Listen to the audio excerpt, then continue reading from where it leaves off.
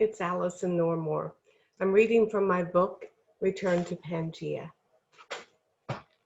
Nature as Healer.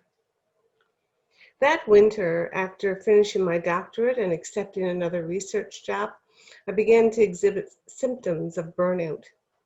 I need a therapist to point out that the headaches, insomnia, mental and emotional exhaustion are my body's way of saying enough.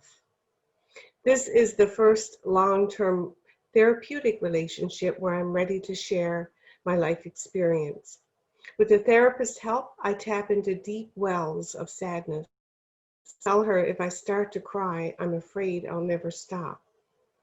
She suggests it may be time to process long-held grief accumulated like so much baggage along the road of life, to take time from my work to do this and consider my next steps.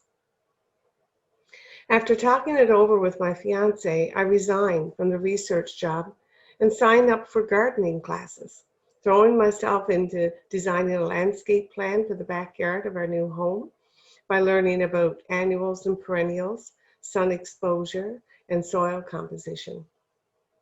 As the ground warms, I dig flower beds and line paths with rocks.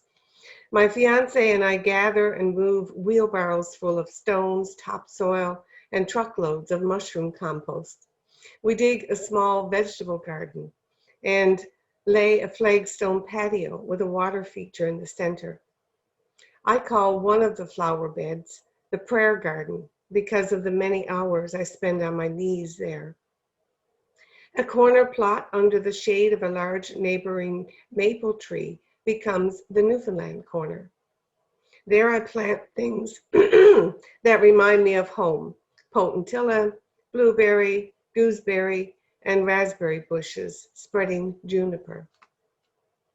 While thoughts of work fade, I spend long, bright spring days in the backyard until the dimming light forces me inside.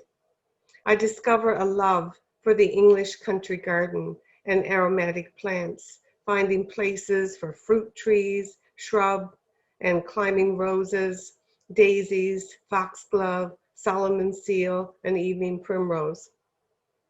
Climbing the many nurseries, combing the many nurseries in the area becomes my new pastime, and many more plants find their way to my garden.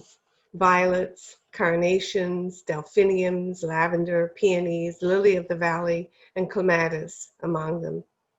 The garden takes shape, and by the following summer, it explodes with growth, color, and fragrance. Visitors are amazed how the garden has matured in only one season. My gardening instructor attributes the unusual maturation to a microclimate, while friends comment that clearly a green thumb is at work. I'm learning to listen to the plants. A few months later, in the fall of 1999, I feel renewed enough to take on a sessional teaching position at the university. And in the winter, I'm offered a research contract in Toronto.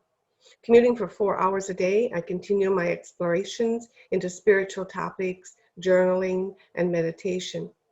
In April 2000, my sister invites me and our sister to join her at Findhorn for a conference on angels.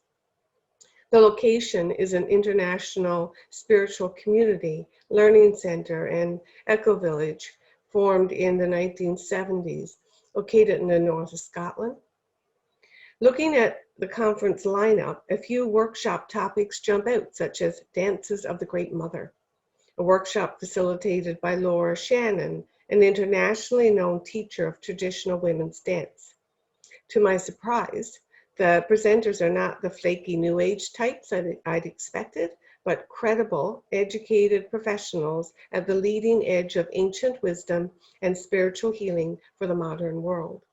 Sandra Ingerman is a well-known psychologist and teacher of shamanism.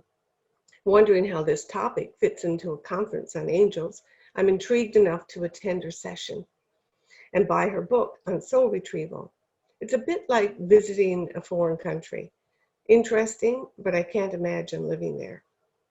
At the first opportunity, I give the book away. Out of sight and out of mind for now. During a period of commuting for work from Guelph to downtown Toronto, I write this poem. Unexpected joy on Yonge Street. Walking, temporarily freed from my Bay and Bloor office tower, I see a larger-than-life red-brown horse with heavy iron-clad hoofs effortlessly echoing on gray concrete and slick, shiny black asphalt. A mythic creature emerging from the mist of Platonia, as fluorescent signs flash erratically along endless tacky shop fronts. A sudden fire-red truck with a screeching siren careens around the corner, making painful progress through bumper-to-bumper metal, carrying someone, I imagine, clinging precariously close to death. The pressed sidewalk filled to overflowing with oblivious, chattering, pointing tourists with video cameras, and a steady stream of end-of-day pedestrians, resolute, focused distantly. Riveted now by the metronome foot pace of a great Trojan horse, clunk-clopping toward me, its uniformed rider swaying in synchronized rhythm as the sidewalk sea parts, as close and welcome to this traveler as a desert oasis, after a lifetime of walking on blistering sand. One longing look into deep, dark, liquid eyes that see I wonder what, velvet antenna ears that take what I wonder all in. A warm, earthen, rippling body reflecting glimmering sunlight. A sudden vision of sparkling blue ocean, my surprised heart opens on a late summer day in the city.